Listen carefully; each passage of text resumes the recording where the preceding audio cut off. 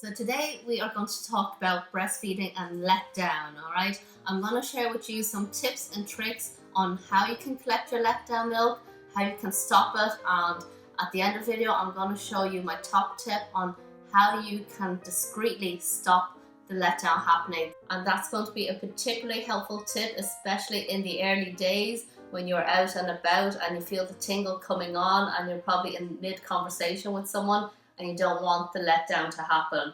So let's get straight into today's video. So there's a couple of things you can do when you are getting a letdown. So if you are breastfeeding your baby and you want to make use of the letdown that's happening on the other breast, you can collect it.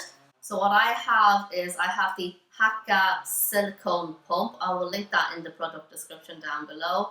Okay, but this is a great product. You can also just look up silicone pump, silicone manual pump, and there's loads of different brands out there. It doesn't have to be the Haakaa pump, but I find this particularly useful to collect letdown. And what's great about this as well is that it's completely silent. There's no wires. I have a video where I show you how to use this. I will link that in the product description down below. But essentially, you squeeze out the air, flip this back, and then you just pop it onto your breast there, and it will create a gentle suction. The milk will collect within, and then depending how much milk you collect, you can tip and pour it into a bottle as you go along. Now, the Haakaa pump can be quite unsteady, as you can see, and nobody wants to spill any breast milk, so I have a top tip for you. Keep a cup by your bedside or wherever it is that you will be using one of these, and when you're done, just pop it in, and then there's no chance of the milk spilling out of the pump. I've spilled so much milk out of these and it is absolutely heartbreaking. Okay. Something else that you can use to catch letdown is one of these shells. I have this one from Advent. You get 4 of these cover shells and 2 as in one pair of these silicone covers.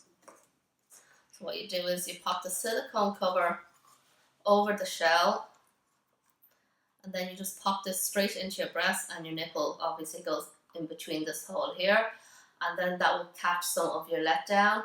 I found it reasonable, in terms of catching letdown as I'm going about my day to day. Now on 2 of these, it's got a vent on top to let some moisture out, so that it just doesn't get too warm within, because it is plastic and silicone. But on 2 of them, it doesn't have a vent. To be honest, I found them okay to use. The reason why I actually got this is because my nipples were so sore at the start. I found it very uncomfortable with them rubbing off my bra, my top, my blanket, towels, everything. So when I popped this into my bra, it just gave my nipples a slight bit of relief to have nothing touching off it at all. Personally, I wouldn't particularly recommend them. The letdown that's collected in there, because it's going to be at body temperature, and I'd only let it sit there no more than half an hour, and I'd want to collect that if I'm going to keep it. I won't have anything sitting there more than half an hour and feed to my baby, so I'd be a bit iffy about kind of collecting milk from this.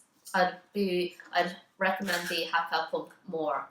And if you don't want to keep the milk at all, the other option is to use one of these.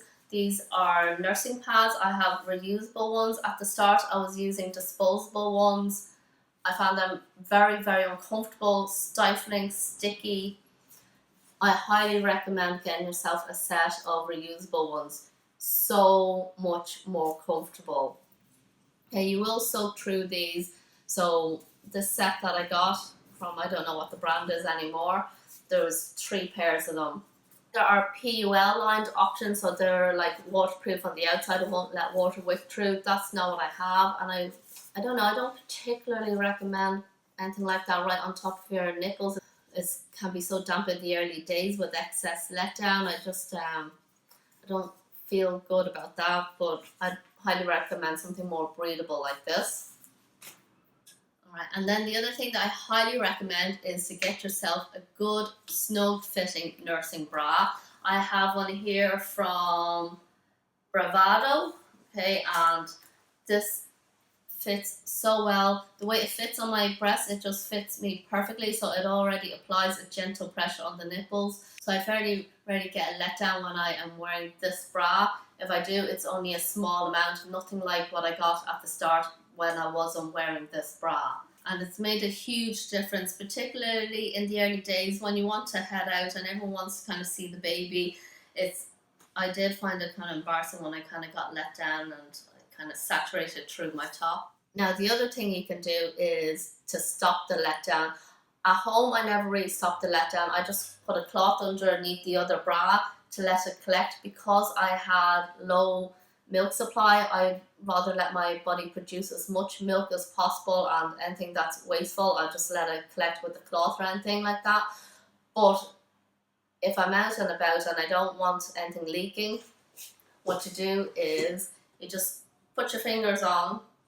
Usually I use these 2 fingers directly, so we pretend that's the nipple there, so I just use 2 fingers and I place it directly on top of the nipple, and that will stop the letdown on the breast. So that's particularly useful if you're feeding in public and you feel a strong letdown coming on, so you just want to apply the pressure on there. Now if you're out in public and you feel the letdown coming on, and this can happen even when you're not feeding, particularly in the first couple of days and weeks, alright, what I would do is, if I'm talking to somebody, I don't want them to see me kind of pushing down on my nipples. So what I do is I cross my arms and then I apply gentle pressure onto my nipples. So let's say for here, I'd have my tongue pressing in against my nipple here, and I do the same here. So I'm like, yeah, and like keep the pressure on there for a few seconds, 10, 15 seconds, whichever, and that until the tingling passes, and then I don't get the letdown. I wish I had known that tip at the start with my first, but I only tried this out with my second one and it worked. With the first, I could be out shopping in the supermarket and I would be drenched, right? Because I didn't like using the disposable pads. It got so uncomfortable, and I didn't buy the reusable ones until a later date. But that is a helpful one. Just cross your arms and apply pressure whatever way feels comfortable for you, because everyone's nipples is going to be at a different placement depending on how big your boobs are. Just push your arms in, your fingers, your thumb, your knuckles in, and apply that pressure onto the nipples until the tingling passes, and that will help stop the letdown. I hope these tips will help you on your breastfeeding journey. If you have any questions at all, let me know in the comments down below. If you've had an embarrassing letdown moment, share with me down below. I love to hear everyone's embarrassing stories. I'm just kidding, but it's good to share because that way we know that we're not alone. Nothing has just happened to us ourselves. If you've enjoyed this video, please let me know by giving it a thumbs up, and I'd love for you to subscribe to my channel. Please share with your friends and family. I create videos on hacks and tips specifically for moms, the home, and also product reviews that make our lives that bit easier or more fun. Happy World Breastfeeding Week. So thank you so much for watching. Make sure to stay safe, wash your hands. Thank you and goodbye.